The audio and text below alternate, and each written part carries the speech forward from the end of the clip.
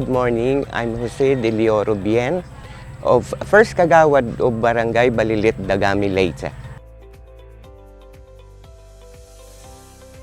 Una-una, naging problema namin to access the internet is the financial. Kasi wala kaming perang pang sariling connection or magpa-connect sa tindahan man lamang para sa Wi-Fi. Nalaman ko na meron palang programa ang DICT na magkakaroon ng free Wi-Fi for all. Sa bawat barangay o munisipyo, meron silang benepisyo. Naniniwala ako.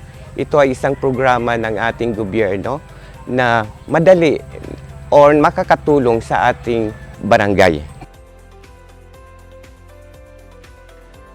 It's more accessible to communicate our relatives and friends to other municipalities or places.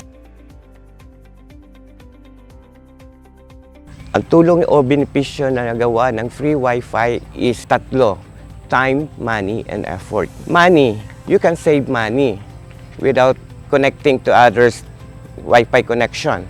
And effort, hindi ka napupunta doon sa tindahan para magbayad ka para magpa-connect.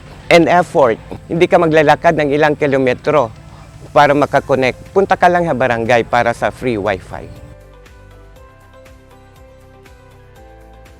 Malaki po itong tulong sa aming barangay, lalo-lalo na sa pagkonekta namin sa aming minamahal.